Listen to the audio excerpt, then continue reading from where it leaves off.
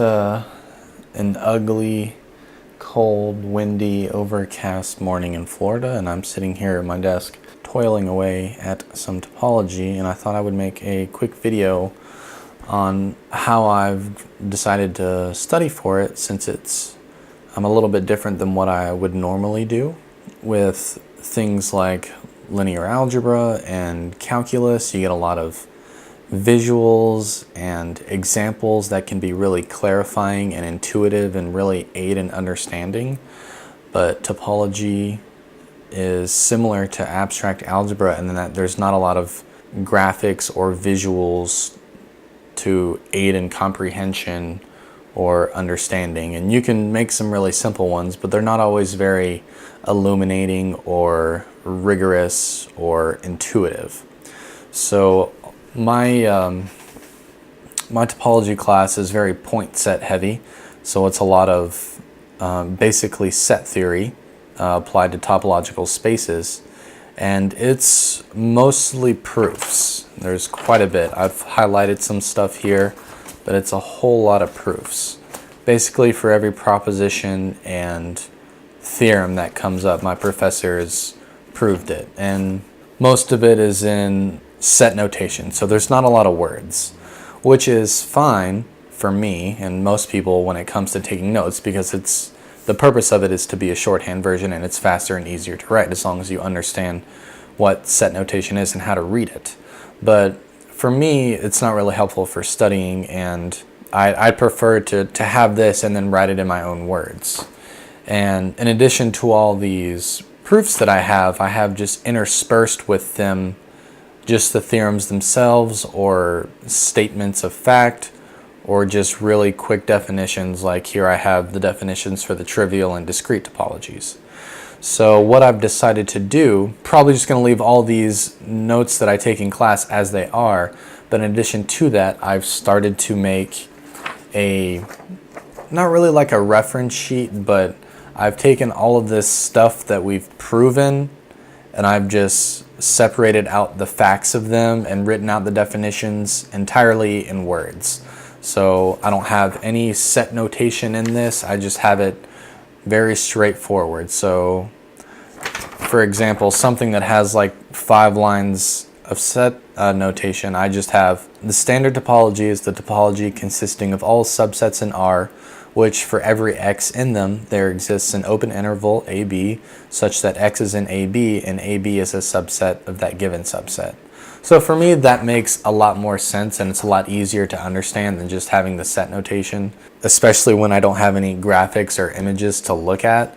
I mean, there are some very basic ones, but they're not super duper helpful, in the big scheme of things. So in addition to having all these basic definitions and statements of fact separated, I'll probably also go through and take out some of the larger proofs, by larger I mean the most important ones, and I'll write them separately, and I'll write them as they are, kind of in one column, and then the other column I'll have notes or reasons for a particular line in that proofs that makes it more clarifying or makes it easier to understand why that statement follows from a previous statement. Because like a lot of abstract math courses, mine is very proof heavy, and my quizzes and exams also consist mostly of proofs. So a big thing is being able to read a proof and understand how it progresses, obviously, and whether or not it's a good or a valid proof, or if it can be made better or more succinct. And then obviously, of course, being able to create my own proofs. And for abstract algebra, that wasn't too bad.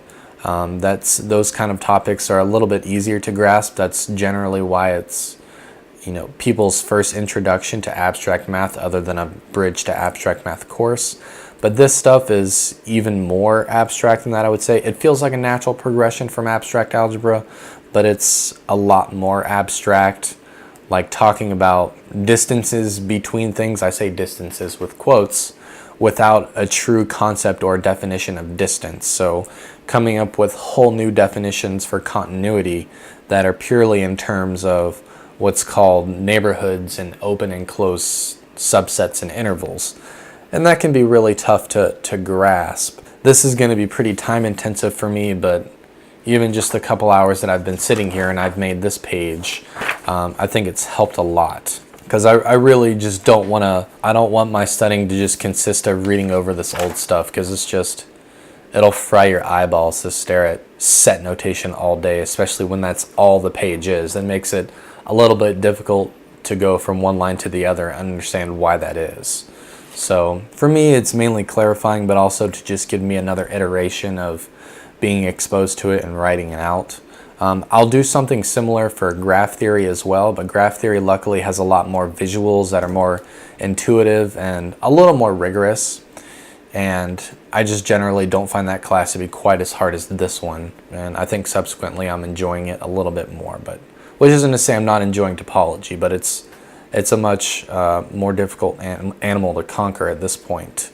And I'm only 2 weeks in. I'm also not a big fan of this text, this Introduction to Topology Pure and Applied by Adams and Franzosa.